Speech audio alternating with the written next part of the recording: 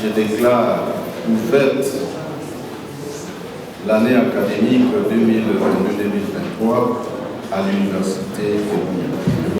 L'année académique a été lancée sur instruction de son Excellence, Monsieur le ministre de l'Enseignement supérieur universitaire, qui avait déjà dit depuis le 6 décembre de l'année passée, dans l'instruction académique 023, que l'année académique 2022-2023 va s'ouvrir le 5 janvier. Et il nous a instruit pour lancer cette année académique.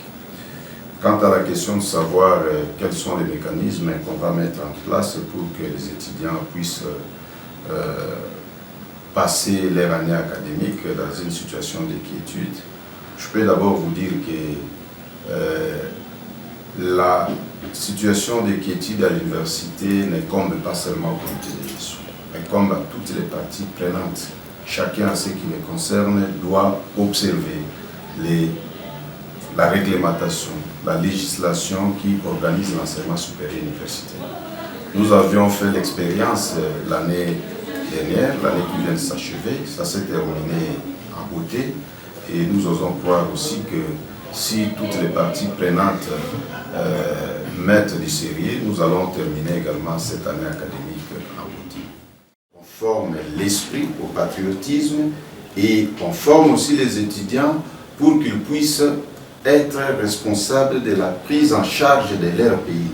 On ne doit pas accepter chaque fois que nous avons un problème qu'on fasse appel à des étrangers pour venir nous sécuriser. Ce n'est pas normal. Nous devons nous prendre en charge et on commence d'abord par une formation d'éveil patriotique et aussi des formations basiques.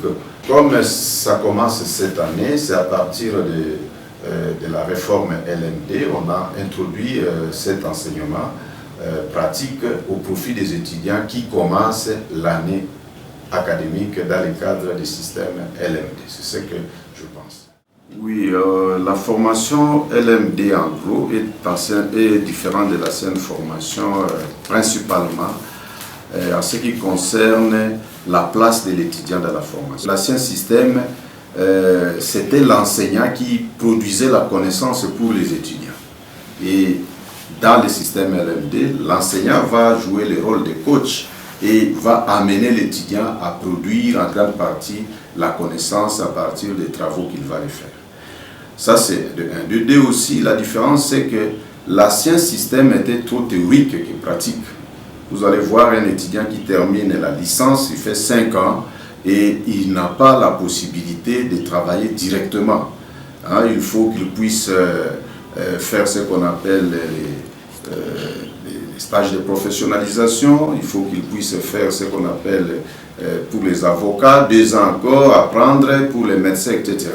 Mais cette fois-ci, la réforme LMD voudrait qu'au premier cycle, 3 ans, l'étudiant soit déjà en mesure de travailler convenablement. Donc c'est la première voie de sortie. Deuxième voie de sortie, pour ceux qui voudront aller loin, ils vont faire 2 ans de master, c'est-à-dire des maîtrises, et ils auront encore des capacités beaucoup plus approfondies pour travailler correctement. Mais déjà, à partir de 3 ans de licence, l'étudiant peut être en mesure donc de travailler. C'est pourquoi on dit que les LMD visent la professionnalisation de la formation. Les étudiants sont des acteurs majeurs. Ils sont responsables de leur formation. Et il y a des textes qui régissent l'enseignement supérieur universitaire, comme le secrétaire général administratif l'a dit. Nous allons observer ces textes-là. C'est lui qui s'écarte de ces textes pour créer des problèmes à l'université. Qu'il soit enseignant, professeur, chef de travaux, assistant, étudiant, nous ne manquerons pas de lui faire appliquer les textes. C'est ça la garantie de la situation d'inquiétude au sein de l'université. Nous ne disons pas qu'il ne peut pas y avoir des sujets que les étudiants contestent. Privilégier la voie de dialogue avec les autorités pour qu'on trouve un consensus. Mais lorsqu'on se lasse dans les désordres, dans la création des incidents pour faire passer un point de vue, et les textes sont clairs, nous allons les appliquer. Nous pensons que vraiment les étudiants ici n'ont pas tellement de problèmes, mais l'instrumentalisation vient d'ailleurs et ça les atteint et nous sommes en train de veiller sur cet aspect pour que la quiétude règne à l'université.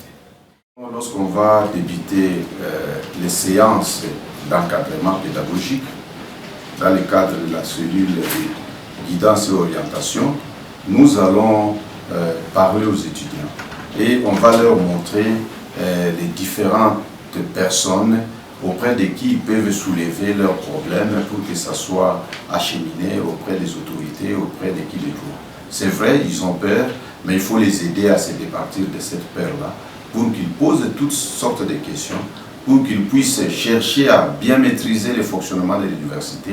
C'est ce que nous allons faire lors de ces formations-là et on va leur indiquer les personnes attitrées pour répondre à leurs préoccupations. Le dernier message, c'est qu'ils viennent. Les choses sont en train de se transformer à l'université de Bunia. C'est attesté partout que les choses marchent, continuent vraiment à marcher comme il se doit, qu'ils viennent et nous allons être à leur écoute.